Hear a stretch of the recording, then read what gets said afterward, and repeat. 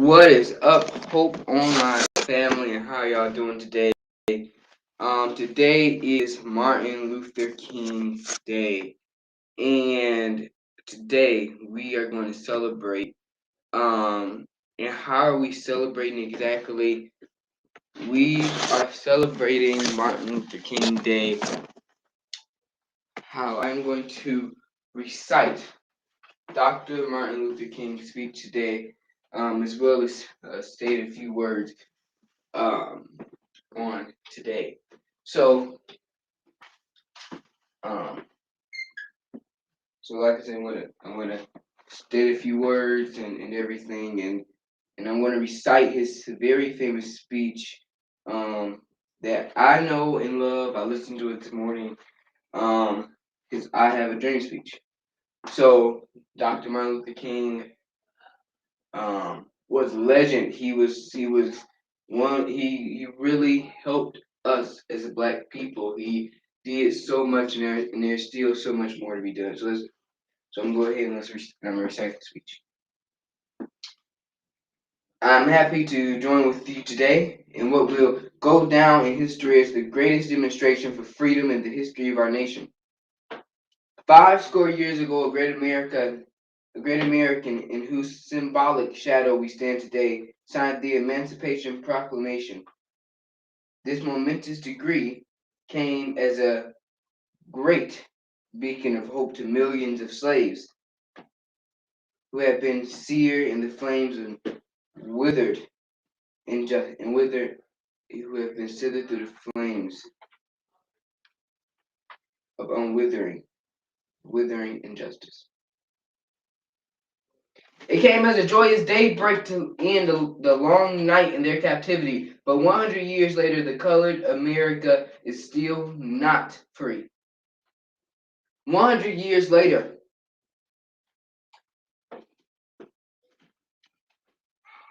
100 years later, the color America is still not free. 100 years later, the life of the color American is still sadly crippled by the manacle of segregation and the chains of discrimination. 100 years later, the colored American lives on a lonely island of poverty, in the midst of a vast ocean of material prosperity.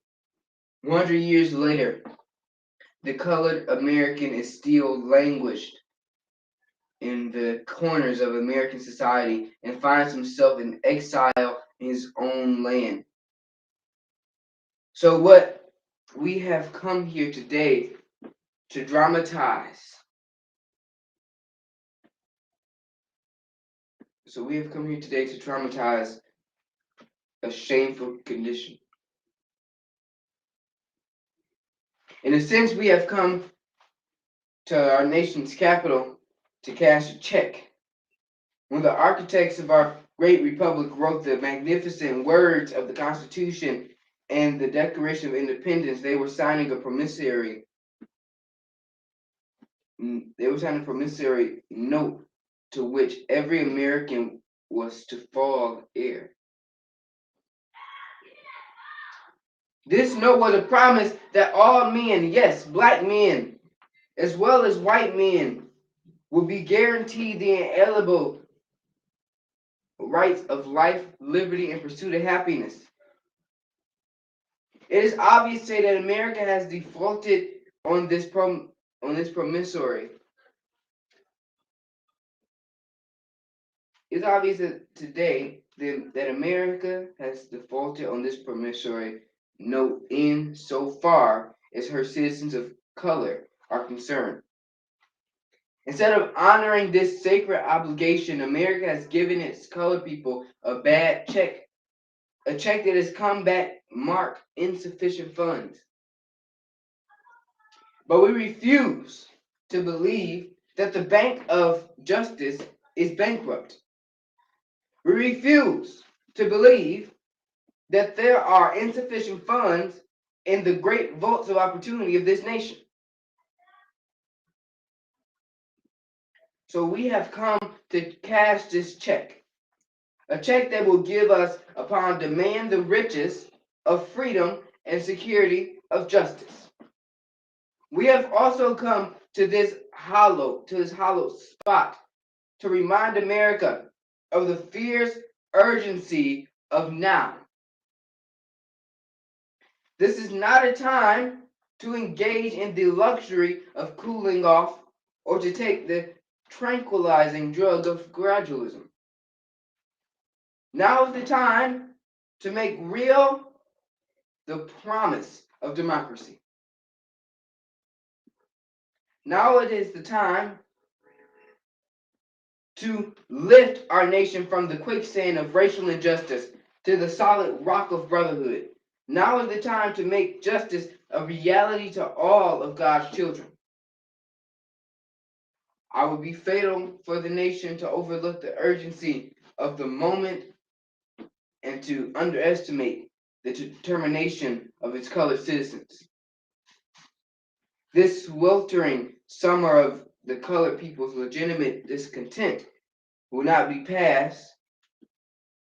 It will not pass until there's an invigorating autumn of freedom and equality. 1963 is not an end, but a beginning. Those who hope that the colored Americans need to blow off some steam and will now be content will have a rude awakening if the nation returns to business as usual. There will be neither rest nor tranquility in America until the colored citizen is granted his citizenship rights. The whirlwinds of revolt will continue to shake the foundations of our nation until the bright day of justice emerges. We can never be satisfied as long as our bodies, heavy with the fatigue of travel, cannot gain lodging in the motels of the highways and the hotels of cities. We cannot be satisfied as long as the colored person's basic mobility is from the smaller ghetto to a larger one. We can never be satisfied as long as our children are stripped of their selfhood and robbed of their dignity by signs stating for white only. We can never be satisfied as long as a colored person in Mississippi cannot vote and a colored person in New York believes he has nothing for which to vote. No, we are not satisfied, and we will not be satisfied until justice rolls down like waters and righteousness like a mighty stream. I am not unmindful that some of you have come here out of your trials and tribulations. Some of you have come from areas where your quest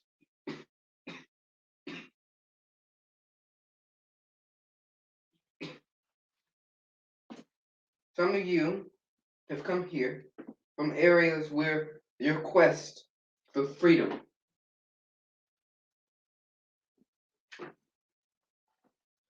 left you battered. Left you battered by storms of persecutions and staggered by the winds of police brutality. You have been the veterans of creative suffering. Continue to work with the faith that unearned suffering is redemptive.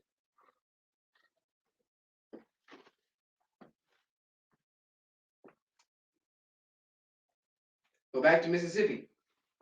Go back to Alabama. Go back to South Carolina. Go back to Georgia. Go back to Louisiana. Go back to the slums and ghettos of our modern cities. Knowing that somehow the situation can and will be changed.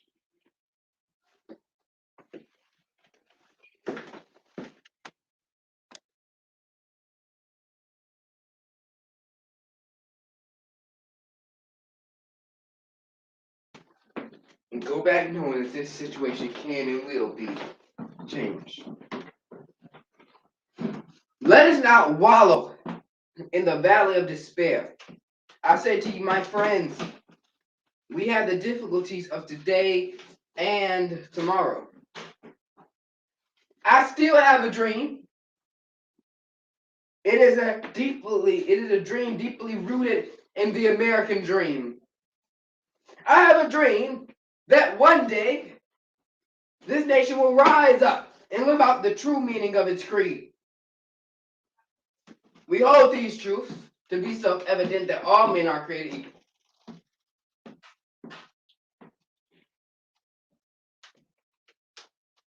I have a dream that one day, out in the red hills of Georgia, the sons of former slaves and the sons of former slave owners will be able to sit down together at the table of brotherhood. I have a dream that one day, even the state of Mississippi, a state sweltering with the heat of oppression, will be transformed into an oasis of freedom and justice. I have a dream that my 4 little children will one day live in a nation where they will not be judged by the color of their skin, but by their character. I have a dream today. I have a dream that one day down in Alabama, with this vicious racist and its governor having his lips dripping with the words of imposition and nullification, that one day, right down in Alabama, little black boys and black girls will be able to join hands with little white boys and white girls as sisters and brothers. I have a dream today. I have a dream that one day every valley shall be engulfed, every hill shall be exalted, and every mountain shall be made low. The rough places will be made plains, and the crooked places will be made straight, and the glory of the Lord shall be revealed. And all flesh shall see it together. This is our hope. This is the faith that I will go back to the South with. With this faith, we'll be able to hew out of the mountain of despair and a stone of hope. With this faith, we will be able to transform the jangling discords of our nation into a peaceful symphony of brotherhood. With this faith, we'll be able to go back to work together, to pray together, to struggle together, to go to jail together, to climb up for freedom together. Knowing that we will be free one day. Knowing that we'll be free one day. This will be the day when all of God's children will be able to sing with new meaning. My country, 'tis of thee, sweet land of liberty. Of thee I sing. Land where my fathers died. Land of the pilgrim's pride. From every mountain, let freedom ring. And if America is to be a great nation, this must become true. So let freedom ring from the hilltops of New Hampshire. Let freedom ring from the mighty mountains of New York. Let freedom ring from the heightening Alleghenies of Pennsylvania. Let freedom ring from the snow-capped Rockies of Colorado. Let freedom ring from the curvaceous slopes of California. Let freedom ring. But not only that,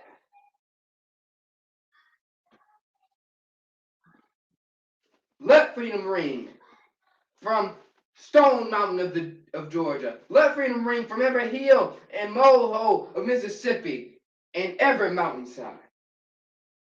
When we let freedom ring, when we let it ring from every tenement and every hamlet, from every state and every city, we will be able to speed up that day when all of God's children, black men and white men, Jews and Gentiles, Protestants and Catholics, will be of the old spiritual. And I want y'all to say this with me. I want you to say this last part with me, which is free at last, free at last. Thank God Almighty, we are free at last. I want you to say it with me. Say it with me at this moment again. Free at last, free at last. Thank God Almighty, free at last. free at last. Free at last. Thank God Almighty. Thank God Almighty. We are free at last. Thank God Almighty. We are free at last. Thank God Almighty. We are free at last.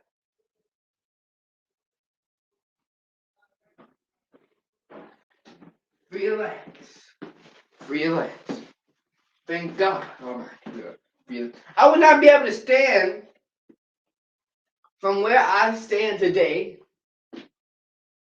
from where I stand to speak to you all. I would not be able to stand here if it weren't for people like Dr. Martin Luther King Jr., who literally died fighting for the rights of black people, fighting for the rights that black people and white people could sit together at a table and partake in a meal. I love to say that things have changed. That Dr. Martin Luther King made a change in history, made a difference. But I must say there are certain things that have not changed. Such as police brutality. Dr. King said in his speech that I just read, he said that the police brutality should stop. That it would stop. That one day it would stop.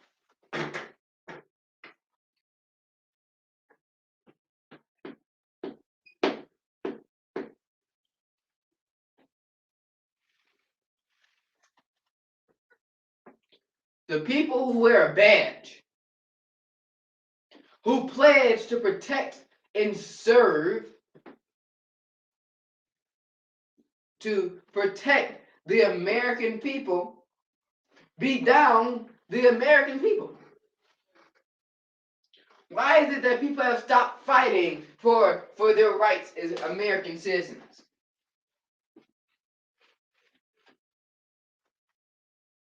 I'm not saying to go out and start rioting and start killing police officers and everything. But I am asking that we take a stand here. To put a stop to the racial acts. To put a stop to the police brutality, to put a stop to a white police officer killing a black man while he is innocent or his crime did not fit death. To stop officers, period, from harassing black men. Why?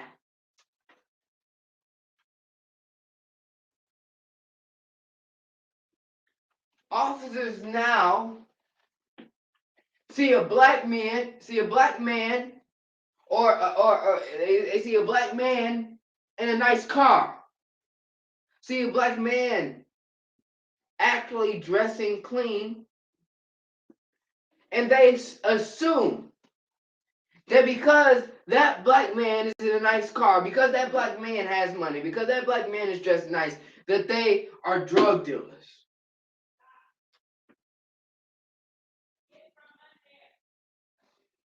That's what people assume. Do you believe that?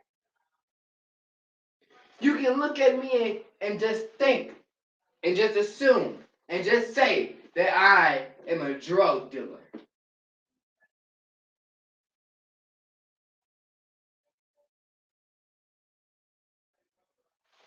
You can look at a human being, but hold up, let me stop there. You can look at a black man that's driving a nice car, that's living in a nice house, and say they're a drug dealer. But what about the white man who is driving a nice car and living in a nice house? Is he a drug dealer? Is he a bad person? Is he doing bad because he drives a nice car and lives in a nice house? Is he bad because of that? Is he a bad person? Or is it just white people? Is it just black people that get harassed for that? I don't know. Let's take a stand.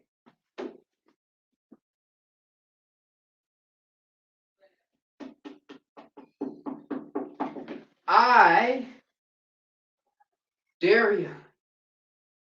Go. I won't stop fighting for the rights of black of American black people until justice has been served. I won't stop until what my ancestors fought for will be seen all the way without a crack in its foundation. I will fight and I will fight and I will fight. I won't go and riot. I won't go and shoot somebody up. I won't go and punch a white officer that's harassing me. I believe strongly in the Constitution of the United States of America. But to believe in the Constitution, to want someone to follow the laws, there must be equality without a crack in its foundation.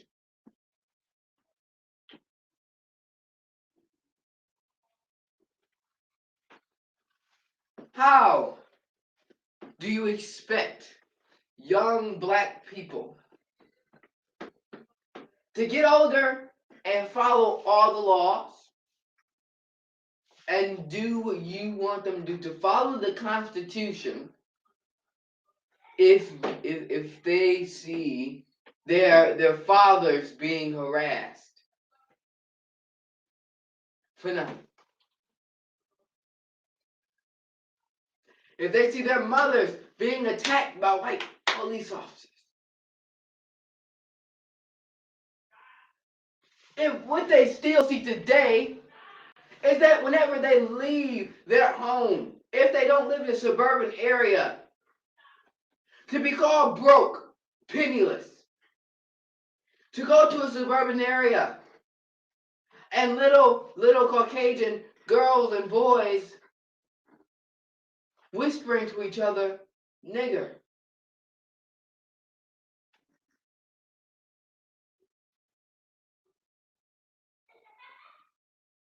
What about the America in which we stand that can be equal one day? We must fight. We must fight. We must fight. We must fight. We must fight to make true and make Dr. King's dream true.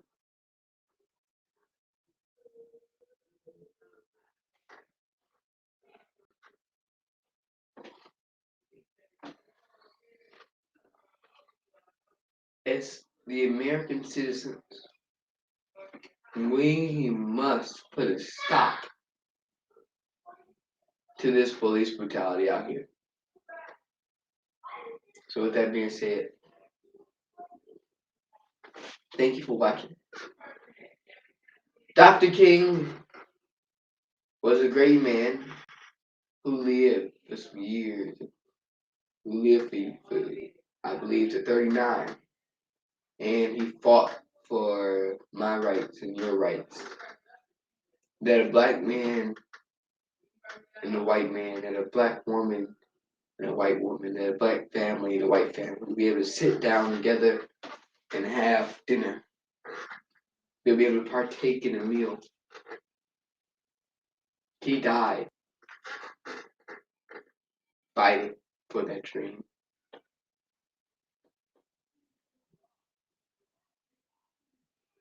He died because somebody didn't believe in that.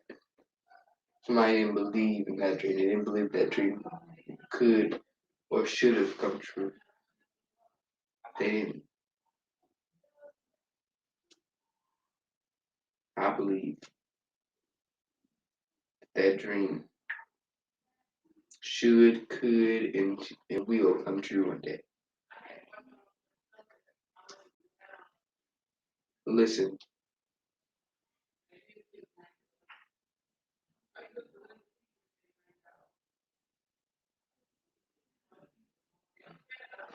things won't change if we just sit at home and really just sit there. Things won't change. Things will change. Write letters to your Congress.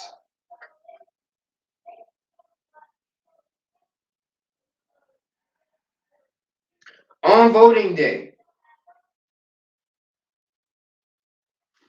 get out there and vote.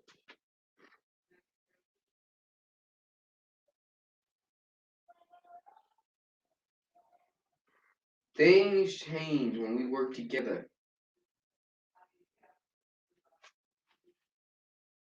Let's go peaceful.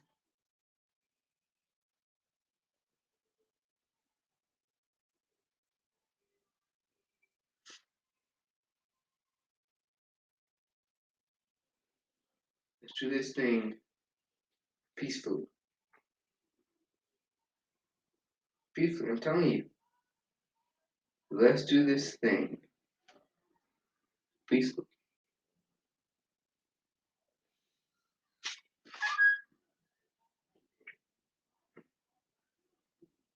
One day, there won't be police brutality. One day, a black man and a white man will be able to sit at a table together. One day, one day, real.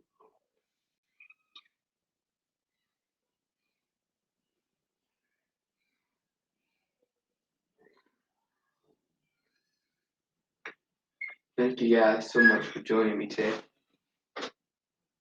You have a wonderful day, have a wonderful holiday, and have a wonderful week.